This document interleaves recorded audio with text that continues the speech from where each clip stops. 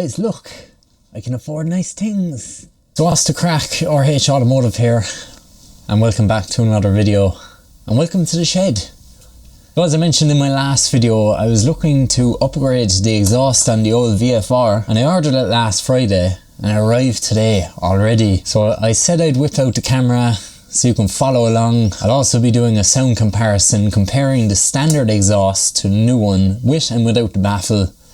Just give me an idea what it sounds like between the lot, and to give you an idea as well at home. So I have my 1998 VFR here. I bought it back in August and I still haven't really done much to it, apart from the top box rack.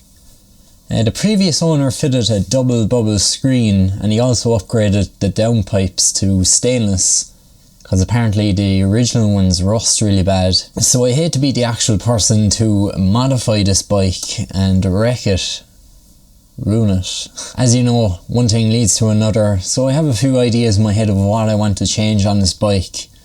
Basically just to tidy it up, do my own few bits to it. So I was actually looking for something along the lines of a Micron exhaust for this, but apparently you can't buy them new anymore, or at least not from the UK anymore. So there wasn't really much other options out there. So I was looking at a company called Delvic and also Dominator. Delvic, they were cheap enough, but the photos on their website were pretty bad. They looked a bit photoshopped, so they weren't actually the original product. So that kind of turned me off buying off them. There's another crowd over in Poland, Dominator. They make a pretty good range of exhausts. They're cheap enough. Working out about €150 shipped. That's including the baffle, which is actually sold separately, but all in, shipped to your door, €150. But that wasn't what I went with. The company I actually went with was a crowd over in the UK, BLACKWIDOW.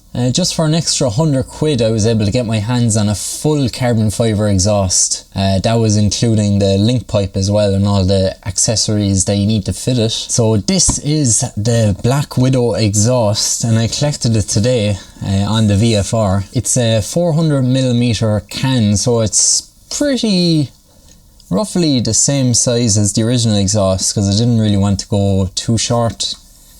I just find it looks a bit cleaner when it's full size exhaust, and in the end I can cut it down if I want to, if it is too long. But when it's fitted, it actually comes back a bit further than the standard exhaust, so we'll have to see when it's fitted to see what it's like, and if I like it. If not, we'll just get out the hacksaw and cut it down and re-rivet it. It's a 3000 weave carbon fibre can, and it's also made with 304 grade stainless steel, all hand welded over in the UK by the lads. It also comes fitted with a removable baffle DB killer, so that makes it road legal. So the kit comes with the exhaust can, the link pipe, the mounting strap, and any other things you need to mount it to this bike. It also has a little rubber mount on the link pipe, which allows you to use the old center stand, same as with the standard exhaust, so you have a little piece there. And I do want to keep the center stand, because as you can see, it's dead handy for servicing and, you know, changing parts on your bike. So I'd like to leave that there if I can. So let's crack on. Let's get disassembling this VFR and let's go fit the BLACKWIDOW exhaust.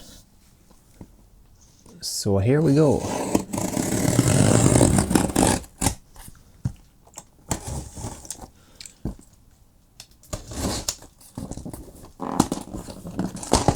I really hope this is the right things.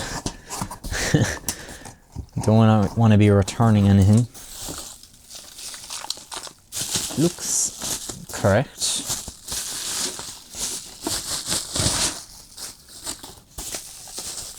Really beefy mount. Ooh, tasty TIG welding on that, lads. Very nice. A little box. Motorcycle exhaust assembly paste. Lubricates joints for fitment, seals connections, vibration resistant. Savage, lads. Thanks very much for that.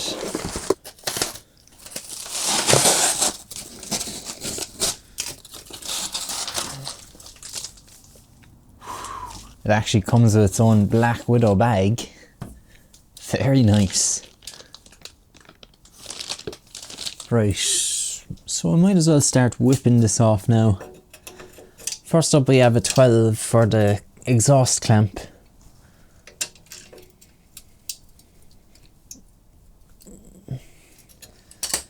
That ain't gonna move. Heesh.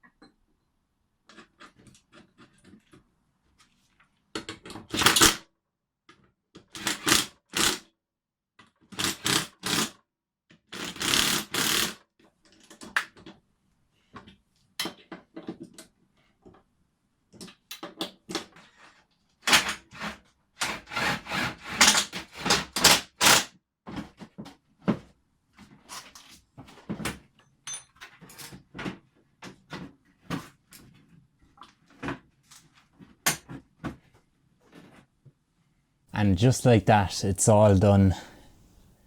It didn't take too long, probably about an hour and a bit. It's fairly straightforward, especially because it's only a slip-on, there's not much work involved. But the most work really was making the bracket and just getting everything to line up before you tighten down the last two bolts. But everything's fitting quite nice. Plastic off, it's looking gorgeous. And just like the website, the real photos of the exhaust shows that it was parallel all along with the fairing. So there you go. That's pretty close to what I wanted. I don't think you could actually go any tighter without it slightly melting the plastics or the fairings. And a shot from the back as well. The clearance all around. I think it's slightly off center, but I'm sure we can loosen that up and tighten it again after we reposition it. So it's all on, looking absolutely sweet. I think there's only one more thing to do. Let's do an old sound comparison.